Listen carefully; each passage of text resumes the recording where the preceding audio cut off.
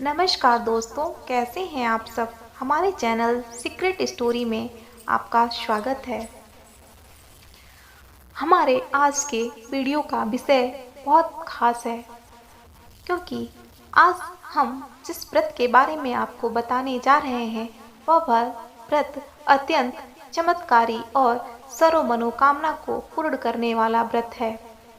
आज के हमारे व्रत का विषय है माता अन्नपूर्णा का 21 दिवसीय व्रत। यह व्रत अगहन मार्गशीर्ष के मास में शुक्ल पक्ष की प्रतिपदा से शुरू होकर आने वाले 21 दिनों तक किया जाता है। अगर किसी कारणवश प्रतिपदा से आप व्रत को शुरू नहीं कर पाए तो आप अगहन मास के शुक्ल पक्ष की किसी भी तिथि से व्रत को शुरू करके अगले 21 दिनों तक इस व्रत को पूरा कर सकते हैं। अगर आप व्रत न भी कर पाए तो पूजा करके माता अन्नपूर्णा की कथा सुने और उसके बाद आप भोजन कर सकते हैं। सबसे पहले हम आपको व्रत की विधि बताएंगे। व्रत करने के लिए आप सुबह स्नान आदि नित्य कर्मों से निवृत्त होकर स्वच्छ वस्त्र पहने, माता अन्नपूर्णा का स्मरण करके व्रत का संकल्प लें और माता को कुछ भी जो भी आपके सामर्थ्य में हो भोग लगाएं और 21 गांठ की माला माता के चरणों में स्पर्श करा के उसको पहने। माला आप किसी भी धागे का पहन सकते हैं, बस धागा लाल या पीले रंग का होना चाहिए। अगर संभव हो तो धागे को आप किसी ब्राह्मण से बनवा लें, लेकिन अगर आपको ब्राह्मण न मिले तो आप इस धागे को खुद 21 गांठ देकर एक माला बनाकर उसे पहन लें और व्रत की शुरुआत करें। अगर बीच में किसी कारणवश आपको व्रत छोड़ना पड़े तो आप उतने दिन आगे करके व्रत कर लें। कुल मिलाकर आपको 21 दिन तक व्रत को पूरा करना है। अगर आप इस व्रत को नहीं कर सकते हैं तो आप दोनों समय भी भोजन करके इस व्रत को कर सकते हैं। बस कुल मिला के माँ के प्रति श्रद्धा होनी चाहिए। तो आइए हम अन्नपूर्णा माँ के व्रत की कथा आपको सुनाते हैं। काशी नगरी में एक धनंजय नाम का व्यक्ति था। उसकी पत्नी का नाम सुलक्षणा था। उसे अन्य सब सुख प्राप्त थे, लेकिन उसके दुख का कारण यह था कि वह बहुत ही निर्धन था। 2 समय की कौन कहे, उसे एक समय भी खाने को अन्न नहीं मिल पाता था। लेकिन इस स्थिति में भी दोनों पति पत्नी बहुत प्रेम के साथ अपना जीवन व्यतीत करते थे। एक दिन सुलक्षणा ने अपने पति से कही, हे नाथ, ऐसा कब तक चलेगा? इस गरीबी में हम लोग कितने दिन अपने जीवन को बिताएंगे? आप कुछ कार्य ही करें ताकि हमारी गृहस्थी सुचारू रूप से चल सके। अपनी पत्नी की बात सुनकर धनंजय सोच में पड़ गया कि आखिर मैं ऐसा क्या करूं जिससे हमारे घर की निर्धनता दूर हो जाए। उसके बाद धनंजय विश्वनाथ मंदिर में गया और शिव जी को प्रसन्न करने के लिए पूजा करने लगा। धनंजय ने कहा कि हे देवाधिदेव महादेव, मैं अज्ञानी हूँ, मुझे कुछ भी विधि विधान नहीं आता है। मैं तो सिर्फ आपके पास इसलिए आया हूँ कि आप मेरे लिए कुछ ऐसा करें जिससे मेरी गरीबी दूर हो जाए। ऐसा करते उसे 3-4 दिन हो गया। उसकी तपस्या से प्रसन्न होकर भगवान शिव ने उसके कान में 3 बार अन्नपूर्णा अन्नपूर्णा अन्नपूर्णा शब्द का उच्चारण कहा। धनंजय सोच में पड़ गया कि यह अन्नपूर्णा कौन है। उसके बाद धनंजय मंदिर में आए ब्राह्मणों से पूछने लगा, पंडित जी आप मुझे बताइए अन्नपूर्णा कौन है। ब्राह्मणों को लगा कि यह पागल हो गया है, इसलिए अन्नपूर्णा अन्नपूर्णा चिल्ला रहा है। तब ब्राह्मणों ने कहा कि तू अन्न को त्याग कर पूजा करने के लिए बैठा है, इसलिए तुझे अन्न की ही बात सूझ रही है। अपने घर जा और जाकर भोजन ग्रहण कर, जिससे तुझे शांति मिलेगी। धनंजय अपने घर गया और अपनी पत्नी से सारी बात बताया।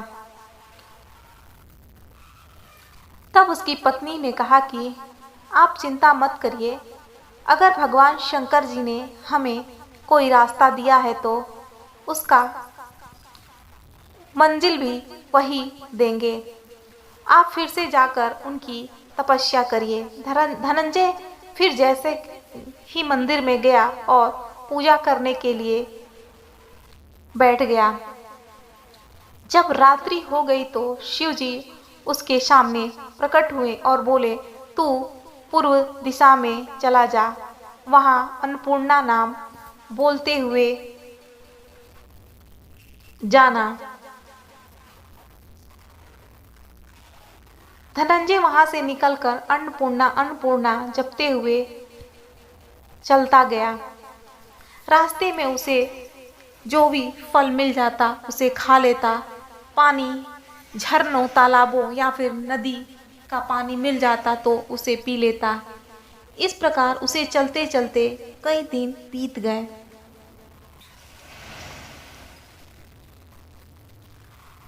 वह जब कुछ दूर और आगे गया तो उसने देखा कि एक सरोवर पर अप्सराएं झुंड बनाकर बैठी हुई थी। उसमें से एक अप्सरा कथा कह रही थी और सब वहाँ पे माँ अन्नपूर्णा बार बार कहकर स्मरण कर रही थी। उस समय अगहन मास की उजली रात्रि थी। उसी दिन माँ अन्नपूर्णा का व्रत आरंभ हो रहा था। जिस मंत्र की खोज में धनंजय काशी से निकला था उसे वह मिल गया। धनंजय उन अप्सराओं के पास गया और पूछा कि आप यह सब क्या कर रही हैं और यह अन्नपूर्णा अन्नपूर्णा क्यों कह रही हैं, मुझे इसके बारे में विस्तृत रूप से बताएं। तब अप्सराओं ने कहा कि हम सब अप्सराएं माँ अन्नपूर्णा का व्रत करती हैं और कथा सुन रही हैं। तब धनंजय ने कहा कि इस व्रत को कैसे किया जाता है, यह व्रत कौन कर सकता है और इसकी विधि क्या है, आप मुझसे भी बताइए ताकि मैं भी इस व्रत को करूँगा, क्योंकि मैं भी बहुत दुखी हूँ। मैं भी निर्धनता से व्याप्त हो चुका हूँ और उसी की मुक्ति के उपाय में मैं काशी से आया हूँ। वे अप्सराएं बोली, इस व्रत को कोई भी कर सकता है, चाहे कोई स्त्री हो या फिर पुरुष, इस व्रत को कोई भी कर सकता है। इस व्रत को प्रारंभ करने के लिए 21 गांठ की सूत का एक माला लेना है और इस व्रत को अगहन मास के शुक्ल पक्ष की प्रतिपदा से शुरू करना है।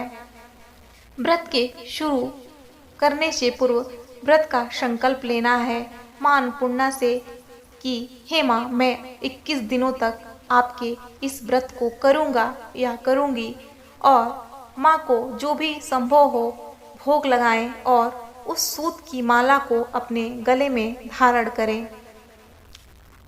माँ घी का दीपक जलाकर माँ की कथा सुने और कथा सुनने के बाद ही कुछ भी अन्न या फिर प्रसाद ग्रहण करें।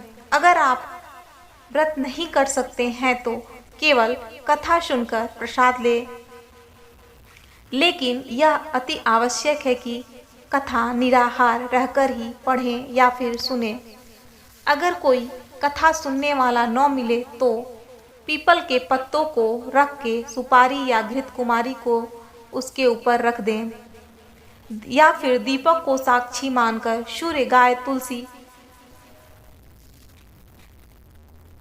को साक्षी मानकर कथा कहें। और यदि किसी दिन भूल से या फिर किसी विशेष कारण से आपका व्रत खंडित हो जाए तो जितने दिन व्रत खंडित हुआ हो उतने दिन आगे तक इस व्रत को करें। वे अप्सराएं बोली, हे धनंजय, आप भी इस व्रत को करें। तब धनंजय ने पूछा कि हे अप्सराएं, आप ये बताइए इस व्रत को करने से क्या होता है। तब वे अप्सराएं बोली, इसको करने से निर्धन को धन मिलता, बाजिन को संतान मिले, मूर्ख को विद्या मिले, अंधे को नेत्र मिले, लूले को हाथ मिले, और जो भी जिस कामना से इस व्रत को करता है माँ अन्नपूर्णा उसकी मनोकामना अवश्य ही पूर्ण करती है। तब धनंजय ने कहा कि हे बहन, मेरे पास धन नहीं है, मैं भी अपने निर्धनता से बहुत परेशान हूँ, मैं अज्ञानी हूँ, मेरे पास तो विद्या भी नहीं है, मैं तो दुखिया ब्राह्मण हूँ, मुझे इस व्रत का सूत आप दोगी क्या। तब अप्सरा बोली, हाँ भाई, हम आप तुझे व्रत का सूत अवश्य देंगे। वे अप्सराएं धनंजय को व्रत का सूत दी। धनंजय ने 21 दिन व्रत किया और व्रत पूरा होने के बाद उसने विधि विधान सहित पूजन किया। तभी सरोवर में से 21 खंड की सुवर्ण सीढ़ी हीरा मोती जड़ी हुई एक मूर्ति प्रकट हुई। धनंजय जय अन्नपूर्णा कहता जाता। इस प्रकार कितनी सीढ़ियां उतर गया उसे पता ही नहीं चला। जैसे ही वह कुछ और नीचे गया उसे माता अन्नपूर्णा का सुवर्ण सिंहासन दिखा जिस पर माता अन्नपूर्णा विराजमान थी। सामने भिक्षा हेतु भगवान शिव खड़े थे। देवांगनाएं चंवर डुला रही थी। कितने ही हथियार बाधे पहरा दे रही थी। धनंजय दौड़कर माँ के चरणों में गिर गया। देवी अन्नपूर्णा धनंजय की मन की बात को जान गई। धनंजय कहा, हे माता, आप तो अंतर्यामी हैं, आप तो मेरे हर दुख को जानती हैं कि मैं किस दुख में जी रहा हूँ। तब माता ने कहा, तुमने मेरा व्रत किया है, जा, तेरी हर मनोकामना पूर्ण करेगी। माता ने धनंजय के जीवा पर बीज मंत्र लिख दिया। अब तो धनंजय के रोम रोम में विद्या प्रकट हो गई। वह एक ज्ञानी ब्राह्मण हो गया। उसके बाद धनंजय देखता है कि वह काशी विश्वनाथ के मंदिर में खड़ा है। माँ का आशीर्वाद लेने के बाद धनंजय अपने घर लौटा। उसने अपनी पत्नी से सारी कहानी कही।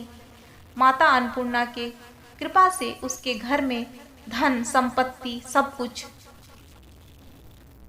सब कुछ आ गया। उसके घर में किसी चीज की कोई कमी नहीं थी। लेकिन इन सब के बाद उसको एक कमी यह थी कि उसको कोई संतान नहीं थी। कुछ लोग धनंजय से कहने लगे कि इतना धन संपत्ति तुम क्या करोगे जब तुम्हारी कोई संतान ही नहीं है, इसलिए तुम दूसरा विवाह कर लो। धनंजय की इच्छा तो नहीं थी, लेकिन संतान प्राप्ति के लिए उसने दूसरा विवाह कर लिया। नए बंधन से बंधे पति से सुलक्षणा ने कहा कि हम व्रत से ही सुखी हुए हैं, इसलिए हमें इस व्रत को नहीं छोड़ना चाहिए। सुलक्षणा की बात मानकर धनंजय ने इस व्रत के लिए फिर से संकल्प लिया और व्रत करने लगा। इस व्रत के बारे में जो धनंजय की दूसरी पत्नी थी उसको कुछ भी नहीं पता था। व्रत पूरा होने में अभी 3 दिन ही बाकी थे कि उसकी दूसरी पत्नी को इन सब के बारे में पता चल गया। उसके मन में ईर्ष्या होने लगी। वह सुलक्षणा के घर आई और उसने कलह करके धनंजय को अपने साथ ले गई। धनंजय जब रात्रि हुई तो गहरी निद्रा में सो गया। मौका देखते ही उसकी पत्नी ने उसके गले से सूत को तोड़कर आग में फेंक दिया। इससे माता अन्नपूर्णा बहुत क्रोधित हुई और धनंजय के घर में अकस्मात आग लग गई। सब कुछ जलकर खाक हो गया। सुलक्षणा को जब पता चला तो वह अपने पति को अपने घर वापस लाई। सुलक्षणा अपने पति से बहुत प्रेम करती थी। उसने कहा कि आप परेशान न होइए, माता अन्नपूर्णा सब कुछ ठीक करेंगी। माता की महिमा तो अपरंपार है। हमसे अगर कोई गलती हुई है तो माता अन्नपूर्णा हमें जरूर क्षमा करेंगी। हम और आप मिलकर फिर से माँ अन्नपूर्णा को प्रसन्न करेंगे। वे जरूर हमारा कल्याण करेगी। धनंजय फिर से माता की तपस्या में लग गया। फिर वह वहीं सरोवर की सीढ़ी में प्रकट हुई। उसमें उसने माँ अन्नपूर्णा कहकर उतर गया। वहां जाकर माँ के चरणों में प्रार्थना करने लगा और बोला, हे माता, मुझसे जो गलती हुई है मुझे क्षमा करो। माता प्रसन्न होकर बोली, यह मेरी स्वर्ण की मूर्ति है, उसे लेकर जाओ, इसकी पूजा करना, फिर से तू सुखी हो जाएगा। मेरा आशीर्वाद तेरे साथ है। तेरी पत्नी सुलक्षणा ने भी मेरा व्रत किया है, इसलिए मैंने उसे पुत्र दिया है। धनंजय ने आंखें खोली तो खुद को काशी विश्वनाथ के मंदिर में खड़ा पाया और फिर से उसके घर में धन संपदा सब कुछ आ गई। माता अन्नपूर्णा की कृपा से उसकी पत्नी ने पुत्र को जन्म दिया।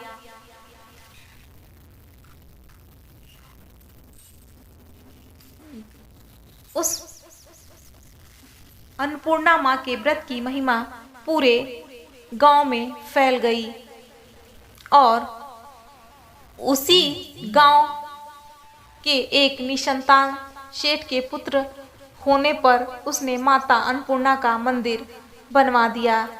उसमें माता जी की मूर्ति स्थापित की गई, यज्ञ किया गया और धनंजय को मंदिर के आचार्य का पद दिया गया। जीविका के लिए मंदिर की दक्षिणा और रहने के लिए बड़ा सुंदर भवन भी धनंजय को दिया गया। धनंजय स्त्री पुत्र के साथ उसी घर में रहने लगा और जन कल्याण में लोगों की सेवा करने लगा। उधर धनंजय की दूसरी पत्नी अपने पिता के घर में रह रही थी। उसके घर में डाका पड़ गया, सब कुछ बर्बाद हो गया। वो सब भीख मांगकर पेट पालन करते थे। जब सुलक्षणा को इन सब बातों के बारे में पता चला तो सुलक्षणा जाकर उसे बुलाकर लाई और उसे उनके अन्न, वस्त्र और रहने का प्रबंध किया। माता अन्नपूर्णा की कृपा से धनंजय अपनी पत्नी और पुत्र के साथ इस लोक में समस्त सुखों को भोगकर दोनों स्वर्ग सुख को पधारे। हे माता अन्नपूर्णा, जिस प्रकार आपने धनंजय और सुलक्षणा के भंडार भरे, वैसे ही जो भी आपका व्रत करे उसके भंडार आप भरना। तो दोस्तों, आप भी इस व्रत को कर सकते हैं। यह व्रत तो आज से ही शुरू हुआ है, लेकिन अगर आप चाहें तो इसे आप शुक्ल पक्ष की किसी भी तिथि से प्रारंभ करके अपने मनवांछित फल को प्राप्त कर सकते हैं। मां अन्नपूर्णा आपका भला करेंगी। आपको आज की वीडियो कैसी लगी हमें कमेंट में ज़रूर बताइएगा। जय माता दी।